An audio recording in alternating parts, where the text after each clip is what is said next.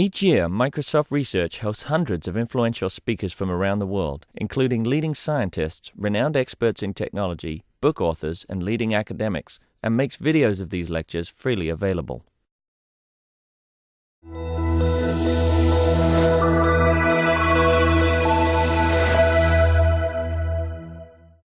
like to introduce our moderator, Rich DeMillo from Georgia Tech. Thank you, Tom. You're welcome. Good morning, everyone.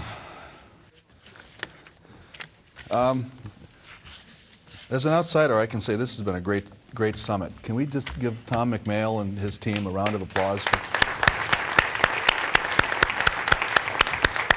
a really great meeting with a good program. So welcome to the panel. Let me tell you what we're going to do this morning. I'm going to introduce the panelists.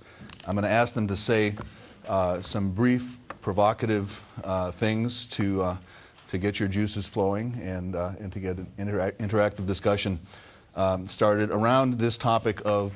We can advance to the next slide. We can get the panelists talking about this topic of transformation in research, and these will be short presentations with no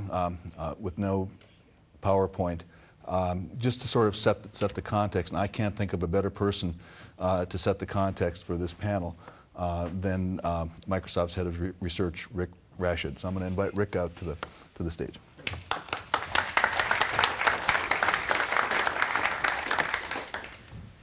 We're going to bring everybody else in first? Maybe we should do that. Yeah. Let's bring Ed Lazaska from the University of Washington.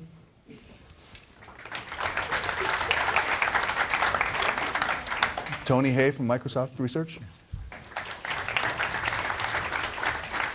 Yes. And Wolfgang Gensch, the DISA project.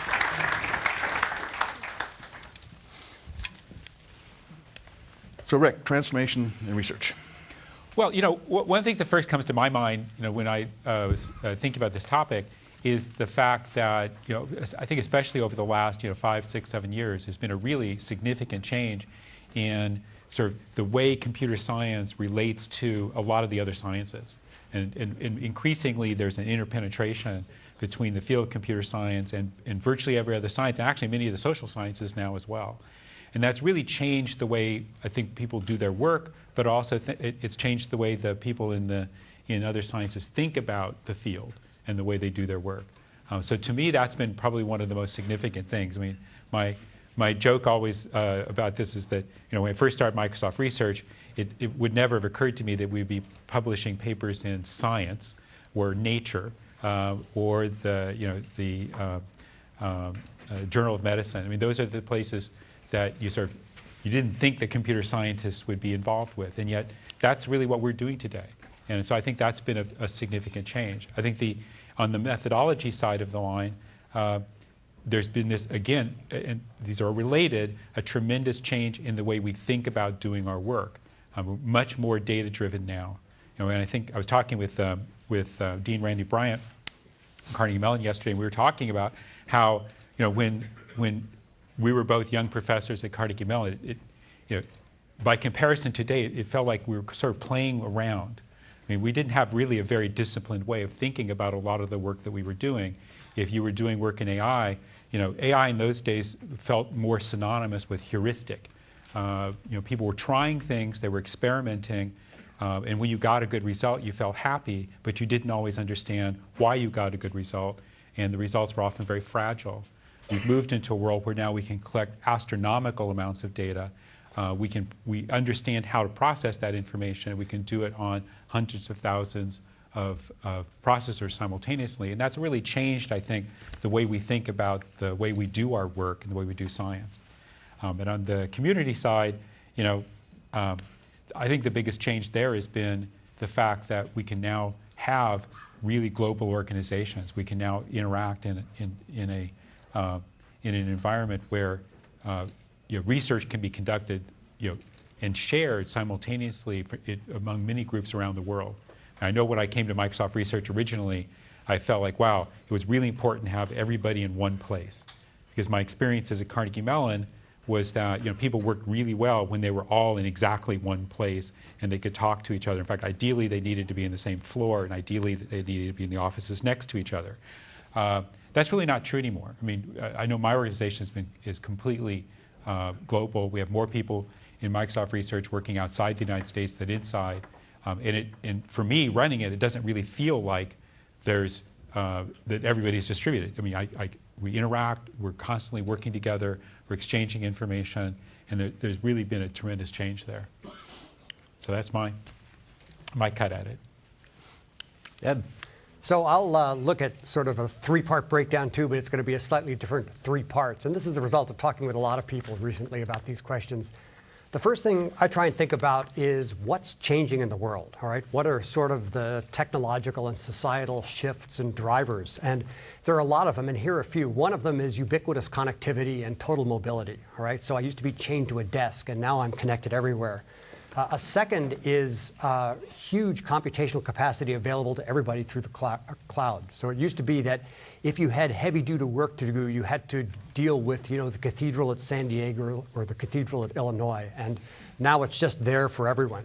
The third that Rick touched on is these exponentially increasing data volumes from simulations, but more importantly from sensors, low bandwidth sensors that are cheap and everywhere, and high bandwidth sensors, telescope CCD arrays and gene sequencers that have much greater density than they did. A fourth that affects all of us is the end of single processor performance increases. And so the need to deal with parallelism even in sort of office apps and sort of desktop apps. A fifth is AI technologies entering the mainstream, right? So we've been talking for decades about natural language processing and speech and robotics, and all of these things are finally entering prime time, data mining and machine learning as well. A fifth is social computing. And what I mean by social computing is partly Facebook-type apps, but partly crowdsourced intelligence and crowdsourced knowledge, the ability to get crowds to contribute to solving problems, the whole Luis von Ahn sort of computers plus people solving problems. And finally, the fact that all the world's transactions are online, right? And that's, again, another source of data. So those are the changes. And now, what does that suggest about thinking about the field? When I think about the field going forward, I think about four main pieces. One is it's the computers and people piece, by which, again, I don't mean traditional HCI, not that anybody does traditional HCI these days, but I mean all the aspects of sort of the social and societal interactions and crowdsourcing and group problem solving and the impacts of technology on individuals. A second is the interface of computers to the physical world. So in my view, this goes back at least to David Tennenhouse 10 years ago at DARPA saying, get real, get physical, right? So it's the sensors and effectors and models. The third is dealing with this deluge of data and the opportunity to analyze the data and move it into sort of knowledge and decisions and actions. And the fourth is the whole question of making systems scalable and trustworthy and secure. So that's how I think about the pieces of the field going forward.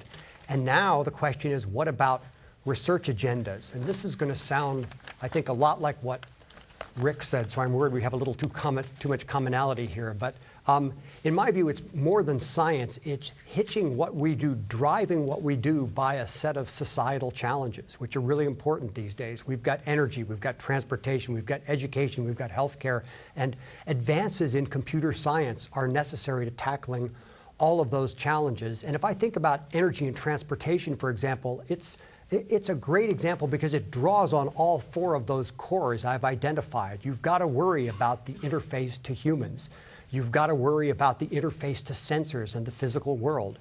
You've got to worry about exploiting enormous amounts of data, whether it's managing the grid or managing the modeling of the behavior of your home and its residents. And you've got to deal with security and privacy. So it seems to me that to drive us forward, we can hitch ourselves to what everybody acknowledges as really, really important national, societal, global challenges in the same way that maybe 20 or 30 years ago, we honestly hitched ourselves or were hitched to high-end computing. Not that that was the only thing going on, but that that was something that a group of people understood as important and that motivated an entire research agenda for the field. And the final point I'd make is that letting your research be motivated by the problems that actual people have does not mean your research has a short time horizon.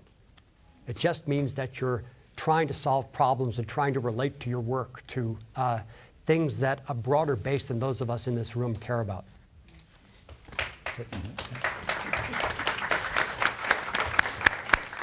Tony Hay is going to be controversial and disagree with everything this. Well, I'm going to ignore the sub-bullet on the first one, research content.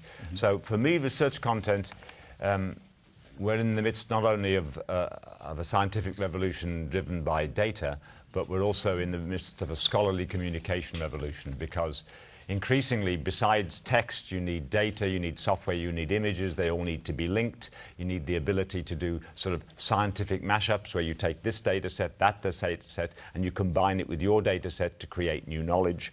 And in addition to that, you'll have workflows which you'll save and exchange and use. You'll have blogs, you'll have wikis, you'll have all this sort of Web 2.0 tagging and social networking available to science literature. And it really is a game changer. When you can make perfect digital copies for nothing and you have the web to disseminate, you don't need a printing press. And that's why there's a problem for the publishers, and that's why there's currently an issue between Nature and the University of California libraries about the budget increases and the fact that California libraries have not had a large budget increase. So I think there's a really, really interesting transformation in scholarly publishing and how it's being led, for example, by NIH with the National Library of Medicine. Open access is a part. What's the future of research libraries? Each university should have an institutional repository for to display its research. If you claim you're the best university, well, people should be reading or downloading your papers. And if they aren't, why not? And so these are things that I think are inevitable and going to come, and they're really going to be transformative. And so it's one of the sessions that is really interesting for me is the sessions on the data challenge, which is actually for the information sciences library publishing community. And it's a very interesting theme going through this conference. So that's how I interpret research content. Research methodology, well, we wrote a book on it, all right? So the fourth paradigm was Jim Gray's way of expressing the fact that we really are seeing a sea change in the way that scientists have to do their research. The examples I like to give are similar to Ed's, the fact that the human genome, the gene sequencing device is now huge amounts of data. David Heckerman is rubbing his hands in glee because he sees biology becoming the province of machine learning experts like him, and he's really doing some really exciting stuff with HIV, AIDS, and other major diseases threatening the world. And the other example I would pick up is one, again, that's dear to me. It seems a good idea, since we live in Seattle, to instrument the earthquake plate, the Juan de Fuca plate, just off Puget Sound, and instead of a boat steaming across the surface, taking occasional data points when it's out there, the transformation of ocean science will be that this data will be streaming in 24 hours a day, 7 days a week, 365 days a year. And suddenly, from being, data poor, they're going to data rich overnight, as John Delaney says. And that's really a transformation, and I think they will need help in understanding how to manipulate, how to move, how to analyze, how to process, how to visualize all this sorts of data and data mine it, and machine learning techniques, I think I agree, will become into the mainstream. So I think there really is, in addition to the traditional experiment, theory, and computation, I think data-intensive science involves a new set of skills, and I think it's a unique opportunity for the computer science community to make a real difference in solving problems people care about. Research community. I sit on the advisory committee for cyber infrastructure for NSF, and I think they've understood the key point. In the UK, when we did eScience, we're putting together computer scientists with scientists, and of course they didn't understand each other for the first 6 months. Scientists had this strange idea that computer scientists wrote programs, all right? And computer scientists thought that they had this cool tool which solved all the scientists' problems, and neither was correct, and it took them at least 6 months to understand that, and I was able to bribe them to be together they only got the money if they talked to each other. But actually, what I think is needed is a third community coming together. So multidisciplinary is fine. Science and computer science have really things to do, but I think you also need people to take the tools from research prototypes which demonstrate how these cool techniques from computer science can really help, to tools that are robust enough for scientists to use in their everyday life. So I think there are three communities involved. The scientists, the computer scientists, and the engineers, software engineers, who can actually build systems that are reliable and people can really use. And the last thing I would like to pick up Ed's technology. I absolutely agree with him. The multi-core revolution is the end of Moore's law, meaning that things get faster automatically. We have now the problems of multi-core chips and so on. We have the cloud, which is going to transform everything, and we have sensors becoming cheap and ubiquitous, RFIDs and everything. So I particularly like Butler Lampson's categorization of the phases of computing. The first 25 years, it was all about computation as simulation, doing calculations and so on. The second phase, 25 years, from mid-80s onwards, was all about communication and the internet and the web and so on. And the third phase, which we're just now entering, he calls embodiment. It's a way computers are really integral to our life, and they act on our behalf. They take care of our cars. He had a scenario where you could prevent cars crashing. I forget what he called it, crashless driving, but Ed had a much better way. Called it reckless driving, which I thought was a very good one. But so I think the embodiment, and I think this is really a challenge for the computer science community, and it's a great challenge, and I think we can also help the scientists solve some of the problems facing the world today. So I'm full of optimism for the future. Mm-hmm. Great, thank you, Wolfgang. Yeah, thank you very much. And to your disappointment, there's nothing really controversial I can add. We'll change that. Especially when you have, I think almost all of us lived through these last 35 to 40 years even, in touching every step we did, from starting with linear systems of equations in the late 60s, so my thesis was about the bending of a plate, fourth order partial differential equation systems with two systems. And we learned how to discretize these things to make it ready then finally for the computer. Put it into first languages like, so my first one was Algol, and the second one was Fortran, and then C. So we all, I think we lived through this evolution. So for me, there is basically no surprise, and I don't expect any surprise at all in the future. I mean, at one point in time, we have so many new tools that there is a breakthrough. But we did that already in the past several times, so we expect a couple of great breakthroughs in the near future. So the content is basically still the same. We want to solve the grand challenge, big science problems in many different areas, like astrophysics, climate and Earth systems, or geophysics, particle physics, nanosciences, material sciences, and I mean, you name it. This, for me at least, hasn't changed.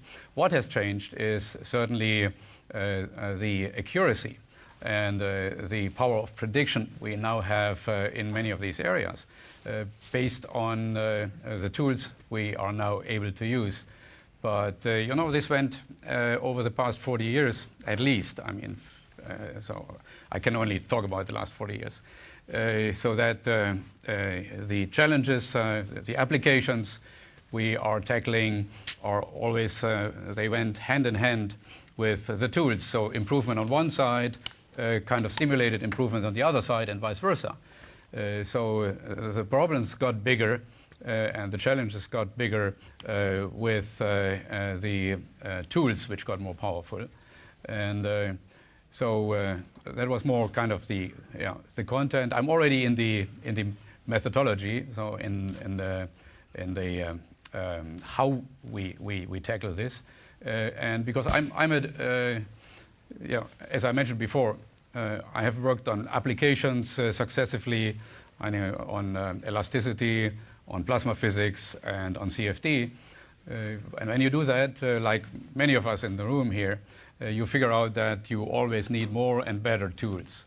So these days, we have a great cyber infrastructures, e-infrastructures, with all the different elements which have been mentioned.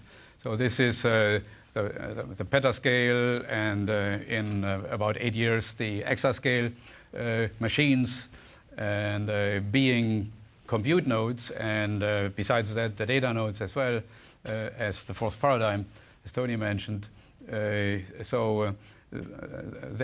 in addition, we have the grids and the clouds.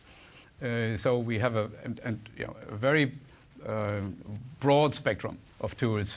Because when we started in the early days, we just had usually one tool, which was a mainframe just around the corner.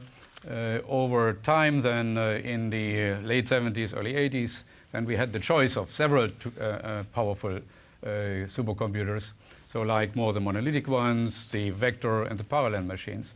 And these days, I mean, when you enter a cyber infrastructure, you see a large variety of very different tools which allow you to map your application, or even more, your workflow, which consists of several applications, because many multi-physics problems, the components interact very strongly and tightly. But you can map these different components or nodes of a workflow now on the different systems. So that's what has changed, which means basically the complexity has increased. So we are always looking forward for simplifications in that space. And one of those is making IT, making computing and data processing a utility. This works not with every application, because some applications really are in need for basically hands-on fine-tuning, what we call plumbing, when you want to map a complex workflow to the underlying available architecture of heterogeneous compute nodes, etc. So this is extremely important. So that's not, I mean, you often read these days that clouds replace grids or so. In my humble opinion, this is completely wrong. For the time being, with the complexity of our applications, we need the grids so that a researcher can really touch the individual nodes and customize and optimize them according to the specific nodes in the application. So this is badly needed. But on the other hand, there are now many, many applications, like the parameter space type of applications, where you have just the same application everywhere, but you just vary one parameter. Like in the crash simulation, we are doing different materials, different geometries, etc. But it's always the same application and 500 different jobs which you can submit in the cloud eventually. So the cloud is now a very nice additional tool to basically do something which might be a little bit disruptive now, Rich, if I may, which is taking us to a new paradigm, hopefully, which is science as a service. So getting outside the box and using as much services as possible to solve your problem. At the end of the day, this is usually not just a utility thing. You tend to combine more your grid-based workflow, and wherever you can in the grid, you add a cloud node to it. So we will see these hybrid approaches these days already, and soon more often. And nobody really knows how far we can go with the cloud itself. But currently, this is a real dramatic, heavy research area. How HPC could fit into the cloud because of the virtualization layer, and which currently also clouds hide the complexity nicely, but they also hide the system underneath, which you might want to have access to hands-on for optimization of, for example, performance and so on. So one thing coming to the community, I mean, the big problems are certainly tackled these days by virtual organizations. And I mean, we have heard quite a few of them.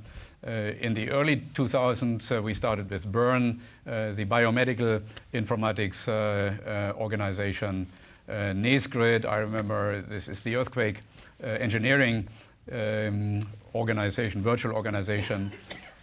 We have more the generic grids, the TerraGrid or the DISA. So that's one of the areas I'm working with in Europe, the Distributed European Infrastructure for Supercomputing Applications, combining 15 of the largest supercomputer centers in Europe into one virtual supercomputer center, donating hundreds of millions of CPU core hours to research simulations every year within DEICI, the DISA Extreme Computing Initiative. So this is all virtual communities. And let me close with one remark, which I think is extremely important. We take it for a given, and when you see these great presentations, which I'm sitting in yesterday, you see a lot of young people working on real challenging, nice, and also societal important problems. So we forget often, especially governments forget often, that we need more and more young people. I mean, there is in Europe there was the Gago report from Professor Gago in Portugal in 2005, predicting that in 2010 we need 600,000 in Europe, 600,000 scientists and engineers, more than we had then. Unfortunately, nothing happened so far. So for me, it's far too late to start in the universities to improve the system, the education system, especially towards sciences. We have to start in the 6th to 8th to 9th grade already to excite the kids with, and that's what I see as another trend coming more and more with, for example, the cloud. I mean, you have an education science cloud somewhere in the cloud, and so kids now in the classroom, they can access certainly a little bit more simplified, but nice scientific and engineering problems. Do simulations, do interactive things embedded in a Web 2.0, so the wisdom of the crowd thing, sharing their nice little examples, experiments, etc. So this will help to move the more frontal education then towards a more creative, interactive, and enthusiastic science courses-based education in the classes, which then leads to more students studying sciences and engineering, and then leads to more scientists and researchers and engineers finally tackling all the big grand challenges. Okay, I'm prepared to be controversial. Let me do my. That would never happen, Ed. Okay, no, because Rich is stopping me. Yeah, let me do my controversial remarks first, and then we'll flip it over. So I had the advantage of seeing the comments from the panel yesterday, and to think for a day or so about what I was going to add to these points, which I agree with. And a couple things occur to me. We're used to, in technology, thinking about technology curves. And technology curves are all about change, and we can precisely characterize the rate of change and what it means. It's rarely that change by itself leads to a transformation. I went back to Bob Metcalfe's original 1980-81 talk where he presented what's called the Metcalfe's law. The value of a network is proportional to the square of the elements of the network, or exponential depending on what religion you belong. But that actually was not Metcalfe's law. Metcalfe's law was a critical mass crossover principle. Metcalfe's law was as soon as the value of the interactions exceeded the value of the components, something transformational happened. And as I think about the technology curves in computing, the curves by themselves are very incremental. They tell us what's going to happen over the next year, over the next 18 months. It's not until you get curves intersecting, you get a critical mass crossover principle working, that you really have the opportunity for transformation. And I'm thinking here about some examples like biodiversity. So we heard in some of the sessions yesterday about the great work being done in Brazil on biodiversity in the Worldwide Information Facility. That's not about Moore's law. That's not even about data size increase. It's about the crossover that you get when you get enough computing power, enough genomic data populating genomic databases, and enough observations available at the same time. So That's a transformational principle. Robotics has gone through a transformation. Robotics is a crossover of computing power, programming capability, vision, and low-cost, off-the-shelf assemblies. You get transformations that way. So I think there's a tendency, particularly in computer science, to take a look at how great we're doing as we march along these curves, and to not step back and say, well, you know what, all the action is what happens when these curves cross each other at the right time and provide things that are just destructive of the way we used to do things in the past. And that strikes me as transformational. The second thing I wanted to mention is this idea of community, and a couple people pointed out the fact that we have sort of a new interaction paradigm in social networking that I don't think has been really exploited in a transformational way. And this is, again, this is not across the board. It's easy to imagine research areas, research problems where transformations don't occur by getting enough people together. On the other hand, the classification of simple groups took place over 40 years, involved tens of thousands of mathematicians. In retrospect, had the data been mined from group theory very quickly, the classification program could have been completed very, very quickly. You wonder about problems like P equals NP. If we had a massively open project to resolve P and P, in which we could mine data that goes back 200 years, mathematical data that goes back 200 years, reject crackpot participation, embrace participation by not 100 mathematicians, but 10,000, a million mathematicians, is that a new paradigm for conducting research? That strikes me as being transformational. And without the technologies, it's hard to imagine how that would be done. And let me just finish with a word that I've been torturing these guys with all morning: ephemeralization. Who knows what ephemeralization is? Nobody knows. Who knows what dematerialization Perfect. is? So it's an economic principle which basically means doing more with less. Dematerialization is the way that economists talk about it, but Buckminster Fuller had this wonderful term called ephemeralization.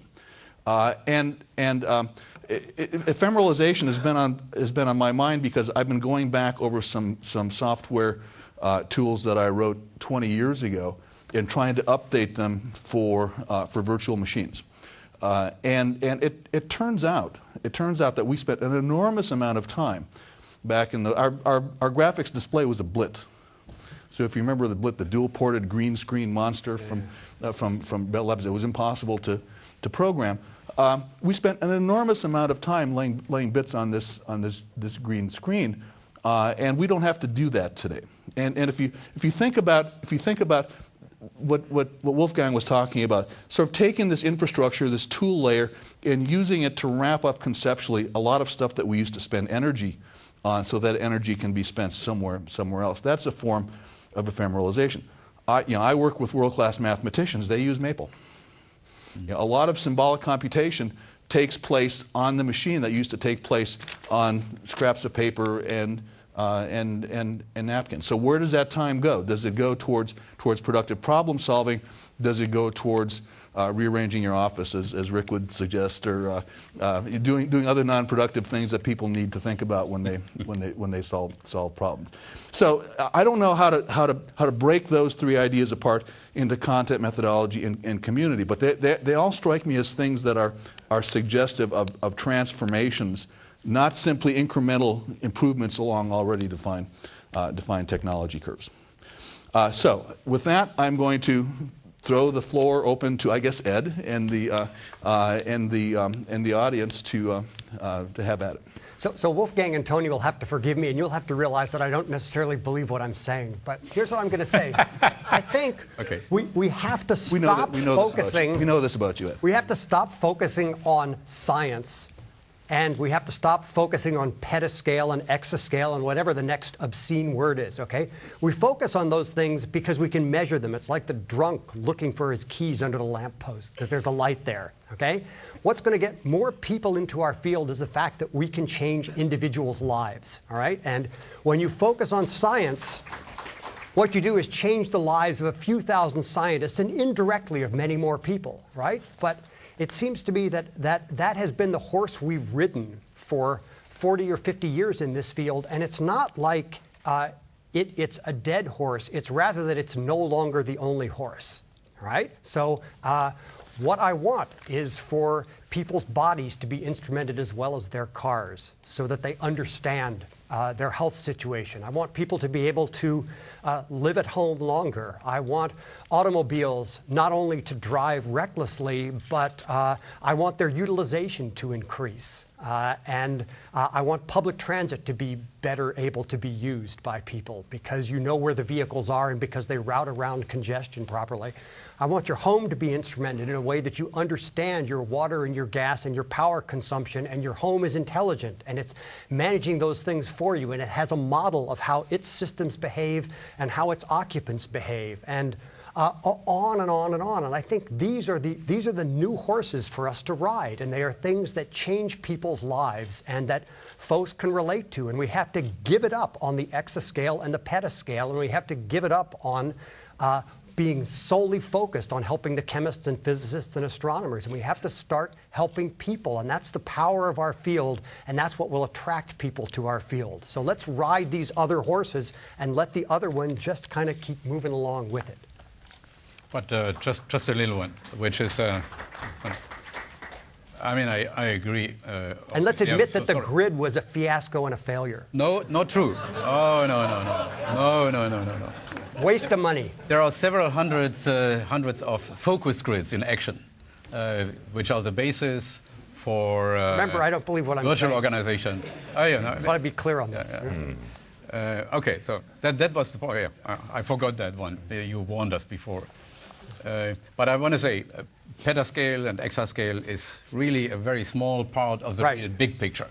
Right. And there's an obsession because you can count it and because you can say, oh my God, the Chinese exascale is bigger than our exascale. Yeah, that worries me. And who cares? No, it doesn't matter. I never mentioned petascale or exascale. No, you didn't. I did. I'm sorry. And I agree with most of your things. But David Heckerman trying to solve HIV and trying to solve diabetes and things. These are problems that people will care about. I'm good on that. I gave the oceanography example, but that's very similar to we have a project at RENSI with John McGee looking at disaster response, how you coordinate all the different agencies and so on. That's a real computer science challenge which affects people's lives. Tony and I work together on these oceanography problems. So but what I do disagree with is Rich, all right? Oh, so, yeah. I absolutely don't agree that mass collaboration always produces more creativity. In my 40 years in academia, I have found that the really, really creative people are rather rare, and actually just putting large numbers of extra people just increases the noise. And so I actually really think that creative people are rare, and you don't get more creativity necessarily by adding thousands of extra people to the mix. So someone introduced me recently to a 2-year-old comment by Stephen Colbert on this thing he called Wikiality. You familiar with that?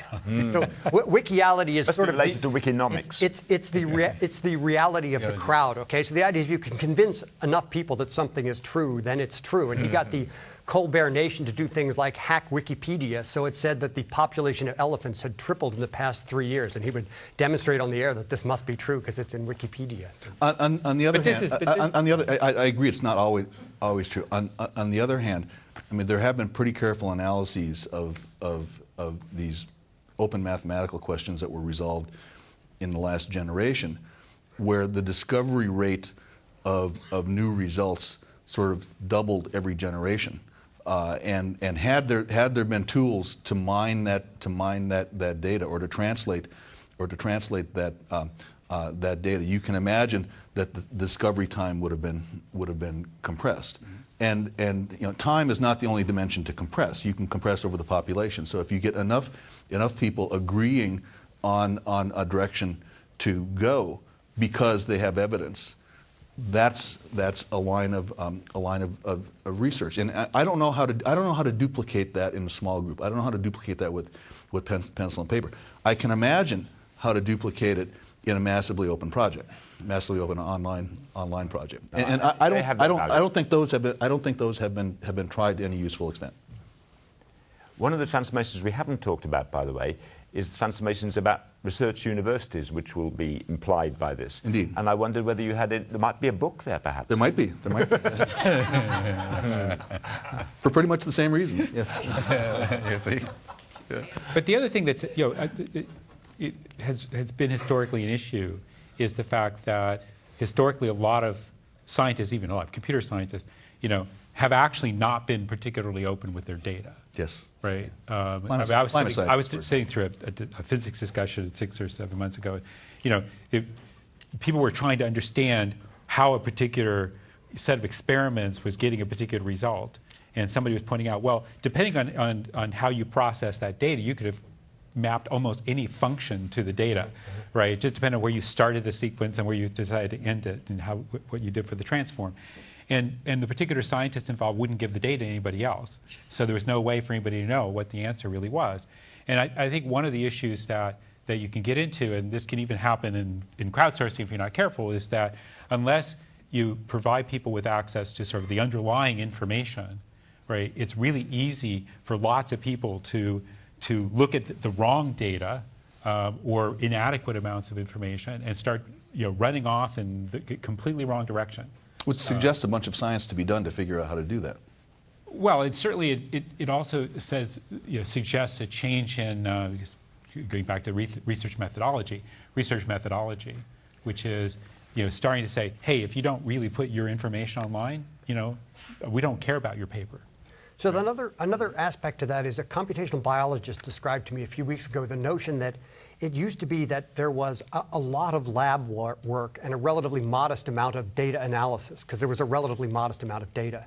And now there's an enormous amount of data analysis, and in many ways the analysis of the data is directing the lab work, right? So in some sense the lab folks who used to drive the discovery are no longer driving the discovery. It's the analysts who are driving the discovery. And I think that's an important notion, because those analysts are going to need training in biology and training in data analysis, statistics, computer science as well. Mm-hmm. Well, in fact, it's kind of hard to imagine now someone really getting a degree in computer science without a strong statistics background. Right, right. I mean, I think that's something that, I know a number of universities are changing their curricula specifically to put statistics into computer science, as a part of the curriculum. But I think it's a critical part now. Sure. One thing on the open data, I was at an ICSTI conference in Helsinki, where worldwide science.org, which is about, I think it's 70 nations have put their databases online. It's led by the Department of Energy's Center for Technical and Scientific Information, which puts up DOE data online. And what we were there for was to celebrate the automatic translation using the work of Bill Dolan and his machine translation team. And it was really interesting. So you could actually now put queries in, and you could search Chinese databases which were not translated, or Russian and so on. And they had a very interesting statistic by making this data open. If you did a Google search, I'm sorry, he said Google, not Bing, but search. If you did a Google search, but we know he meant Bing. Where's Harry? You found 3.5%, and 96.5% of the results from doing this federated search across worldwide science.org were unique and not found by Google, and that was really, for me, very interesting. So there is a lot of things about making the data available and searchable. So I mean, you mentioned universities, and I think one of the trends that's worth talking about here is the way that universities are measured globally for research productivity and quality. I mean, the Shanghai Jiangtao ranking is the most incremental, publish one more paper ranking of university research output. I think you get 20 points for a Nobel Prize winner. Yeah, if you know a Nobel Prize winner. Yeah, if one has ever visited your campus. But those kinds of things, I think, are not aligned well with what you're talking about. So as long as there's not a more fundamental way of saying who's doing what or agreeing it doesn't matter, universities are going to be pulled towards hanging on to IP, hanging on to data, hanging on to things that would make it easy for people to collaborate, because they look at it as a zero-sum game. Interesting. Let's try some audience questions. Please. If there are any. No, tons. Just a few, yes. I think you need to wait for a microphone. They're coming, we believe. I have a microphone back here. All right, go for it. In regard to the transformation of the research university, could you comment on what you think the roles of libraries, research university libraries might be in helping to archive or access these massive amounts of data? Yeah, that to me, well, let me jump in. So I'm happy to say something after Rich. The role of a university library has just changed. They're unrecognizable from what I remember a library being when I was a student. If you just look at the archive requirements that are levied on particularly public universities, all that stuff goes into libraries, and those aren't books, those aren't periodicals, those aren't things that are we think of as part of the normal library function. Librarians do, and they have no idea what to do with it. If you had to pick one research topic for big data, I would pick libraries. I would pick university libraries because their technology curve is also growing exponentially. The number of tools that they have is sort of fixed artificially by budgets. And aside from very simple search and storage tools, there really is not an awful lot that computer scientists have said about what these things should look like. Okay, so I mean, I feel obliged to speak because my wife is a librarian, all right? So my engineering students, when I was dean, never went into the library for, quote, library purposes. They went there for a warm place to work, meet their friends, have a cup of coffee, doing Wi-Fi. And that's really confusing a library with Starbucks, all right? And really, the function of a library at a research university, I think, should be the guardian of the intellectual output of the university, and it should be actually helping the university maintain its reputation. And if you don't like the Shanghai criteria, and for the computer science community, I always used to have problems with my other engineers who look down on us because we don't publish in proper journals, we do conferences and workshops. We should fix that. We should actually make sure we have something which is really, you look outside and you see Microsoft Academic Search. Why don't the computer science community arrange that so it actually gives the results so you can get sensible results about ranking universities or computer science departments? So I think the libraries have a big role to play with different communities. I think they have to work with communities. They have to be less isolated. They can't expect people will necessarily come to them. But I passionately believe that research universities should have a library, but it may not look very much like the libraries we have at the moment. I'll just raise a question there. It says, why should universities have a library? I mean, there's an interesting question, and I'm not anti-librarian, but my first wife was a librarian.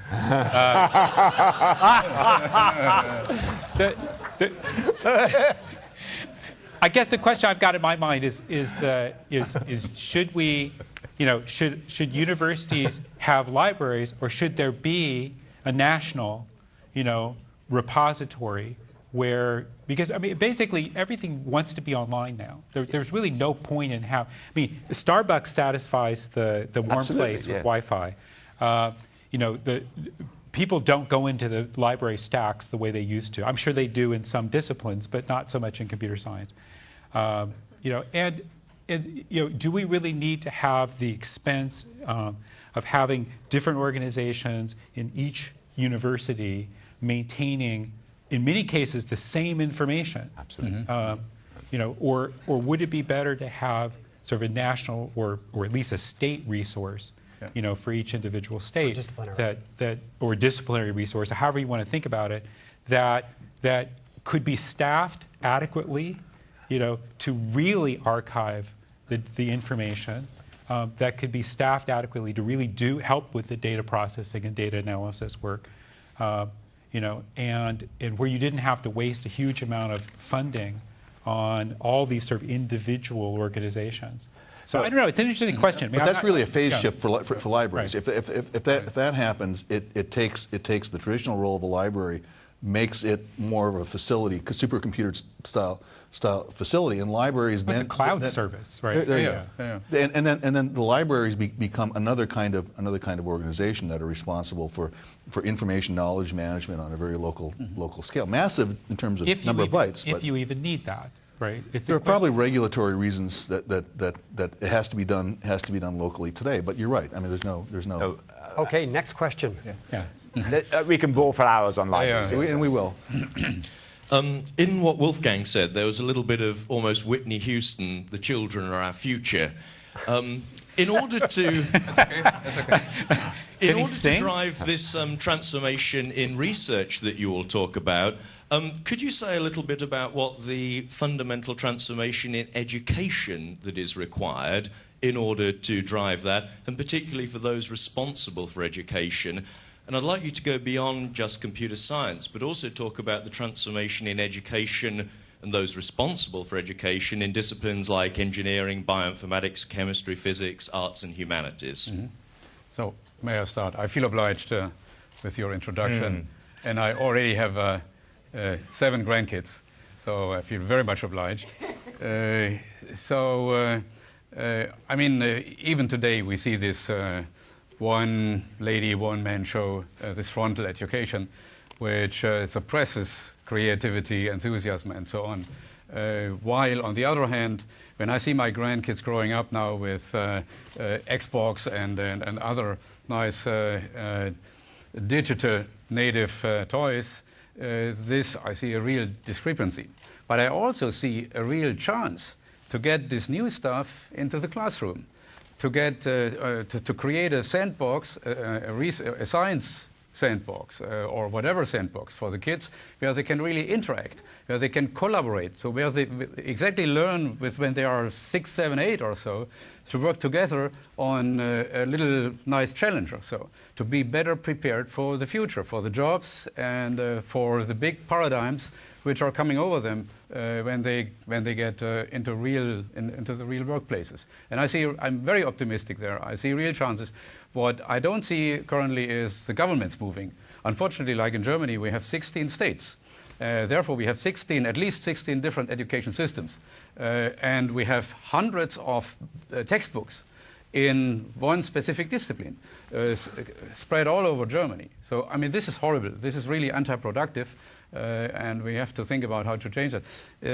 In the earlier days, when I was more optimistic, or no, when I was even more optimistic, or younger, then I thought you could solve the problem from top to bottom.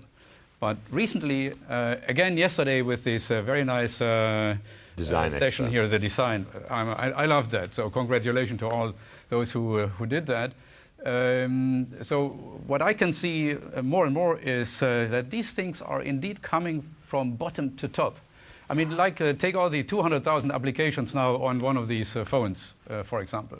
Yeah, so this is all individual coming out of the crowd, which do basically, this is a revolution which is coming from the bottom, and that makes me again more optimistic, more positive. Let me be pessimistic about your question. And I'm speaking now about higher education as opposed to education broadly. The two things that should bother you if you look very carefully at higher education are how we judge quality in higher education. It's almost linearly related to how much we spend per student. So a university is ranked more or less, to first approximation, by how much they spend per student. Well, how much you spend per student has no pedagogic meaning whatsoever. It's not related to any outcome. It's not related to anything that happens in later life. So why aren't we thinking about this? This back to the ephemeralization idea. Why aren't we thinking about how to do a much better job in, let's say, the first 2 years of college with half the money? Because that half the money that we save there could really be well spent on the next 2 years of college, where one-on-one instruction is really important. And along the same lines, we judge quality of universities by how exclusive they are. Well, why is that a measure of anything? Bill Bowen, former president of Princeton, wrote a book called crossing the finish line, in which he just beats the crap out of every public university in the country for not graduating enough students. Actually, for not graduating as many students as Princeton. Mm-hmm. Well, you know, if I get to handpick 1,000 of the best freshmen in the country, I can pretty much guarantee that short of death or really bad illness, these guys are going to graduate. If I'm Berkeley and I have to accept this broader group, you know, I can't make those guarantees. Does that mean that on an absolute scale, Princeton is doing a better job than Berkeley? No. What it means is that Princeton has narrowed its selection to zip codes, because the best predictor of what you're going to do, what university you're going to go to, is the socioeconomic group where you go to high school. So you just look at the zip codes in major metropolitan areas, you can map out the distribution to top 20 universities. Those are two problems that have a technology component, they have a public policy component that I'm very pessimistic about in the U.S. I'm more optimistic globally, but I think this is a huge deal for American universities. One back here. Number 3. Back in there is number 3. This was one. This is a question about primary education. So I have a lot of respect for people who teach science in primary education, but the fact is that for people who are interested in something like literature or painting, being a teacher in primary education is an attractive profession, but it's not one for those who are teaching science. This is not the case in higher education. Teaching science or engineering in higher education is a very attractive profession for many of us. So I'm just wondering what can be done to make being a professional in primary education attractive to people who do science. I think this actually is reflected very much in the quality of, there are a lot of great teachers of science in primary education. A lot of teachers I've seen a lot of teachers in areas like English and theater and arts being very creative and innovative in the way they teach these things in primary education. I don't know the answer, but I have an example. You might do what Arizona State is doing. Arizona State has a goal of making sure that 1/4 of its engineering graduates walk away with teaching certificates. It's not that they're going to be teachers. 1/4 of the engineers that leave Arizona State are going to be certified as teachers, which means that some of those people will end up teaching in Arizona public schools, and they will actually know something about math and science. So those are the kinds of things that you might want to think about. But again, if even the good teachers don't have the right tools which are adequate for our digital natives. A lot of evidence that there are no good teachers of science and math across. There are no? Good teachers of science and math. Oh, I know a few, yeah, but it's all about, one of the real problems in primary schools are, when you have these physics and chemistry and bio labs, it's usually just the teacher who does things and who demonstrates things. This doesn't really create creative and enthusiastic young kids. So that's another chance with a laptop for one child, so one laptop for a child, that they can do experiments themselves, hands-on, and so become creative.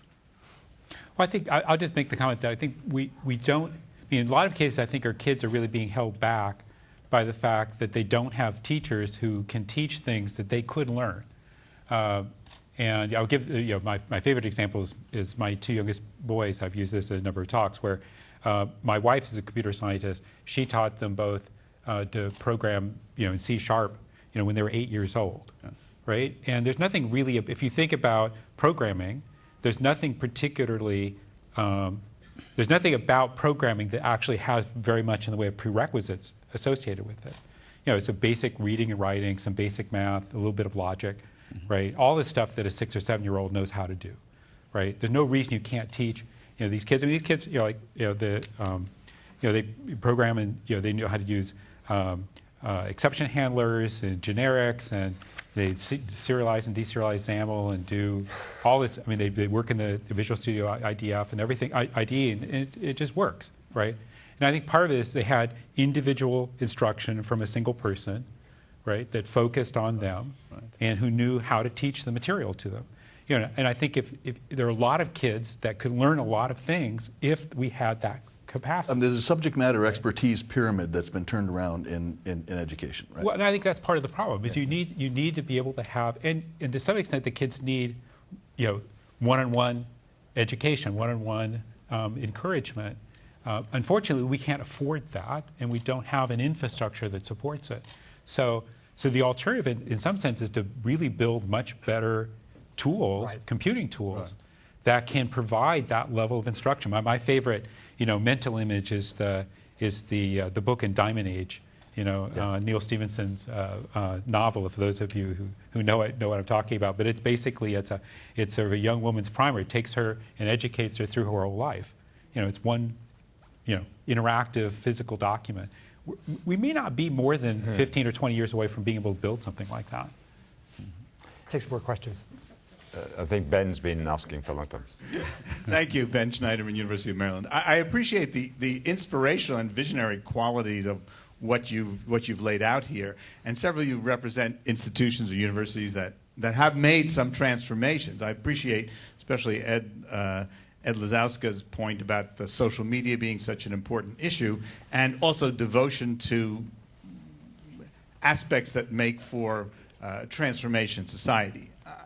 I must say, though, there's a certain part of the reality outside this room which is more troubling, that only a few institutions have made the kind of transformations that you describe. And I'd like to suggest sort of two particular issues. One is about the metrics.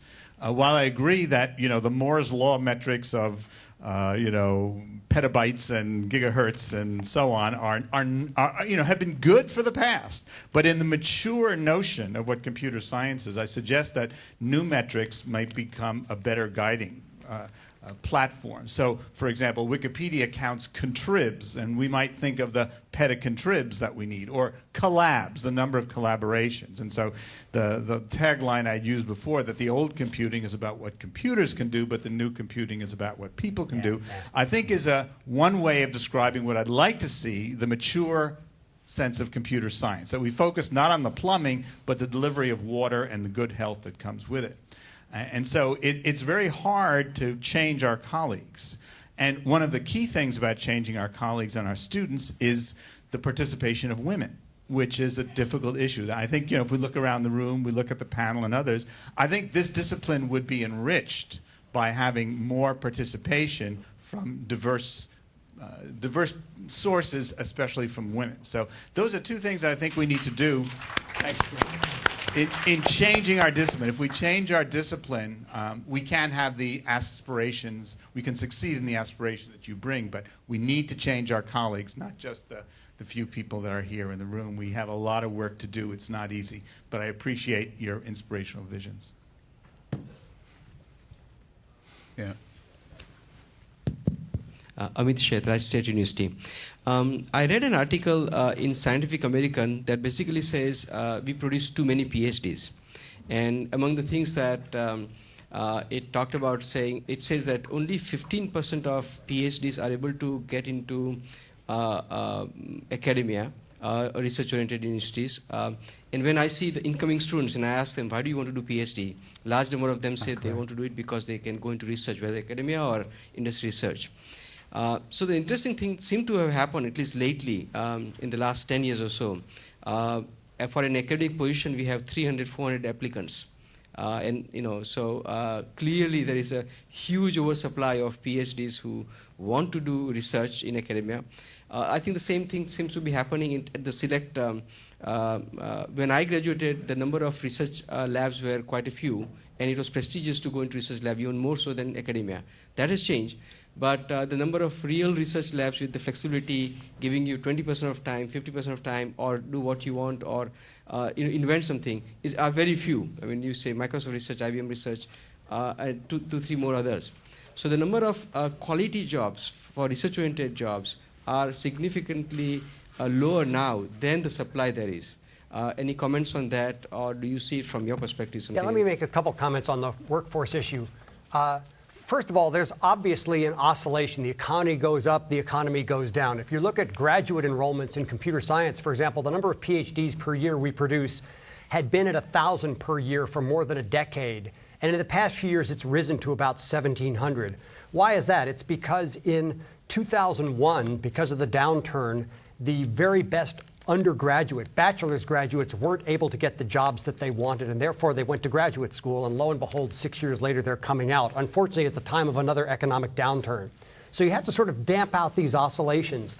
The fact is that there is, by all measures in at least the United States from the Bureau of Labor Statistics, a significant shortfall of people at all degree levels in the computing fields. And 70% of all new jobs in all fields of science and engineering together over the next decade are projected to be in the computing fields. The guy at the Bureau of Labor Statistics who's in charge of these statistics has said that all the rest of science and engineering is hiding behind computer science, all right? By which he means there is no workforce shortage across all of science and engineering, but there is such a big workforce shortage in computer science that it makes all of science and engineering look short. So that's not to say that everybody gets the job that they want. It's also the case that all of us in universities, we reproduce like bunnies, and we're trying to produce people who look just like us and want to do exactly what we did. And it's important to realize that getting a job at a research-intensive university is not the sine qua non for a PhD graduate. So I am convinced that our field needs to produce far more people of far more varied flavors as well, and that there is huge opportunity going forward for the next decade. And I think the statistics bear that out, but it's not true for all of science and engineering. It's true for our field. We're counting down on time. I think we have time for one short question. 3 in back. Just a quick question, well, maybe motivational statement. I'm in computer engineering, and I'm in a school of engineering science, and everybody wants to go into mechatronics because it's the hot, new, exciting thing, or biomedical because it's the hot, new, exciting thing. And computer engineering, computing science used to be that. And when I talk to the students, what I find is we've got lousy marketing, for lack of a better way of putting it. They see Dilbert, and they think they're going to be sitting in a cubicle. They see video games, and they don't see what else they're going to do. And I spend a lot of time saying, look, computing science, computer engineering, two sides of the same coin. It's a tool. You can put it with anything that you like and do something with it. And I guess what I'd like to ask on behalf of the educators would be, I think it's important that industry gives some visibility to the cool things that kids can do to get them back into it, to get them excited about it. So now we're not the sort of fallback thing, oh, I guess maybe I can do that. No, computer science, computer engineering, this is amazing stuff. I can do anything with this. And I think that some of that goes to industry to try and bring that back as shiny new play toys. Here's a little campaign of mine that you can all join, okay? And that is, write to whoever you know at Google and tell them to stop referring to their employees as engineers and start referring to them as computer scientists, which is what they are. Yes. All right? They all have degrees in our field, right? So let them know that they're doing damage to the field by that form of reference. But I'll just actually make a comment. I think actually within industry we really do try, because obviously we have a big recruiting issue, right? So we put a lot of energy into trying to make the jobs we have attractive and to get the word out, so there's a lot of that goes on. I think within the universities you have a responsibility as well to make things exciting. Especially, so many students go through the first course in computer science. A lot of universities, as many as 2/3 to 3/4 of all the students go through the first course in computer science. All of them at Georgia Tech. This is all of them at Georgia Tech. This is a huge marketing opportunity, right? If you make it boring, if you make it all about programming and doing boring little things, then everybody except the nerds will leave, right? And the people who really love doing boring things will stay, right? And they'll propagate that view of the world. If you make it exciting and get people excited about what is computing and why is computing How does it make the world better? I mean, how can you solve real problems? And you put that in the very first class. That I think can get people excited. And I know some universities are doing. Well, you it, did that with the Personal right? Robotics Institute at Right. Georgia Well, Tech. and we see people doing this, and where they do it, we see a much better uptake among the students. We see much greater diversity among the students, because it actually appeals to them. And so I think that's yes, industry can do a lot in terms of what we do, and if you can convince Google to call them computer scientists, that's great. I don't think they'll listen to me, but also think about the marketing opportunity you have, to make people excited about the field. And I think there's we don't put enough energy into that first class. Mm-hmm. You're here. I think we're going to wrap it up at this point. Let me thank the panel, which was a great panel, and the audience, which was a great audience.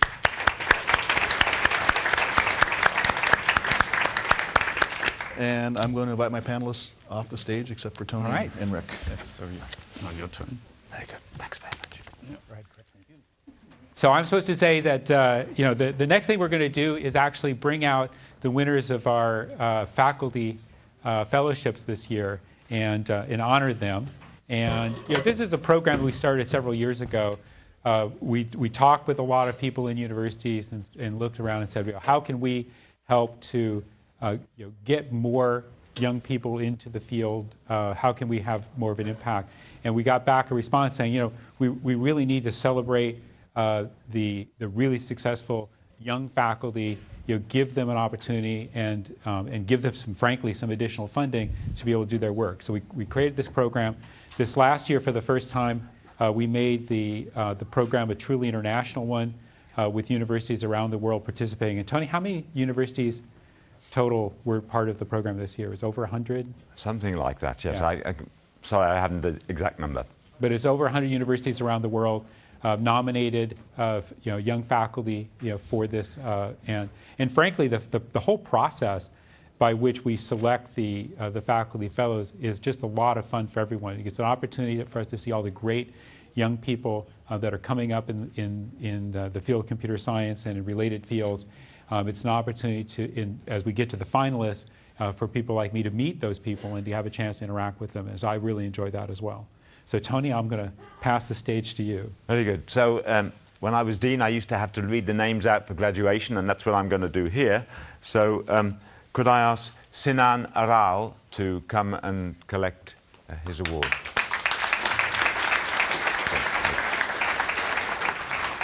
There you go. Congratulations. So if you stand there. And the next one is Douglas Downey.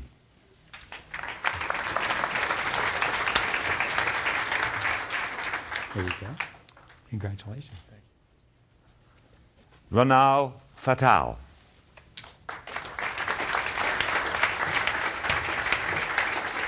Congratulations. Thank you very much. Abi Shalat.